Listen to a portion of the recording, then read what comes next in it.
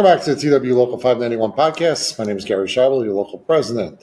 This is our Friday Rep Call Summary podcast. Joining me today in our headquarters is your treasurer, Troy Rhodes. How you doing? And your executive board member at large, Chris Horvath. Howdy. First off, my apologies for not getting a podcast out for the past 2 weeks. We were attending the TW International Convention about 2 weeks ago and couldn't do one then. And last week, I had a meeting that took me away from our Friday calls. All right, I'll get right into it with the Peer Support EAP and Benefits update from Tony Lepore this week. So in Miami, this past week, we've heard from members that the IAM-sponsored NGP voluntary benefit plans were out there doing an enrollment.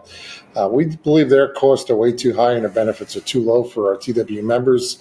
Our TW members do have the ability to enroll in that plan if they so choose. We do not know who at this time invited them to hold an enrollment, but that enrollment is no way, shape, or form sanctioned by Local 591.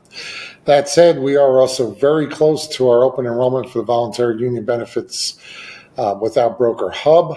Watch for emails coming out early next week about the policy improvements, the payment process improvements, and new lower premiums. So, Chris, you want to give an update on ASAP and compliance? Sure. RII and compliant escapes. We need to remind our AMTs that all AMTs involved in an RII-related maintenance task own a portion of ensuring the RII is properly documented as needed and also properly accomplished and signed for afterward. This requirement includes if an RII item is removed and later reinstalled in order to accomplish the maintenance and repairs unrelated to the actual RII component. Disturbing the RII component drives the requirement for an RII to be accomplished. We're going to move on to safety. So we were made aware this week that Phoenix will be the test bed for a new bump cap beta test. VP Avita's letter emailed to Phoenix is that anytime an engine or APU is blossomed, including just fan or core cows, on an IML check in the hangar, she will be requiring bump caps starting October 6th. They claim that this beta test is from the company to gather data and input from the AMTs for guiding future implementation of PPE and bump cap usage. Local 591 stands with the concept that PPE is needed either when the manual or work card calls the PPE out or where it makes common sense. On to grievances.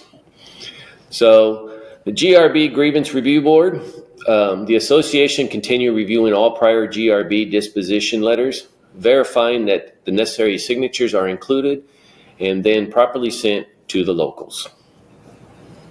On the field trips. So this week I tracked 28 line field trips and 9 base field trips.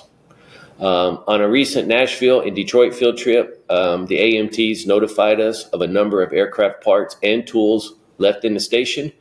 We're working with management to get MLS field trips to those stations to properly process those parts and get them back into the system where they belong. Thanks to the AMTs who sent the photos and the descriptions of the parts and tooling.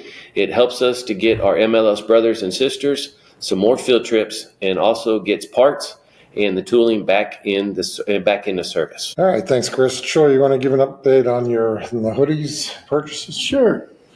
Coming in November, the hoodies that were previously approved will start to arrive. Additionally, the board recently approved the purchase of the material at significant reduced cost for a total of 4 additional t-shirts for each member over the next 2 years in 2026 and 2027. Along with that approval, the board also approved the purchase of track jackets for some time in late 2026 or early 2027. All the material and assembly workers for these t-shirts, hoodies, and track jackets are made by union labor. West Region Charger Commanders NFL football event is this Sunday. After that, on Monday, is national membership meetings in the West Region, hosted by LA. Check the local 591 website on Monday for the Zoom link to join us remotely. On Tuesday, we're providing shop steward training as well in LA. All right, thanks. Last night, myself, Regional Vice President Steve Holter, and MLSE Board Member John Binke, we made a station visit to Houston. Lots of good discussions and valuable input on the challenges that the company, with the company rollout LMO out to the line stations. So good visit overall. One quick legislative update, HR 5475, that is a bipartisan no tax on overtime for all workers, has been introduced in the House as a result of our TW International Government Affairs efforts, along with our urging. Congress previously deliberately left those who work under the Railway Labor Act and first responders off the initial no tax on overtime bill.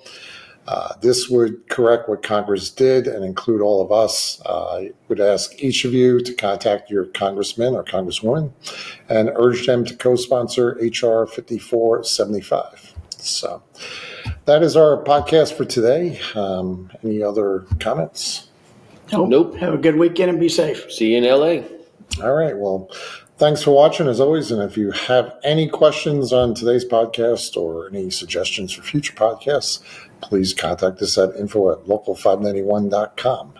Thanks again for watching, and hope each of you have a great week.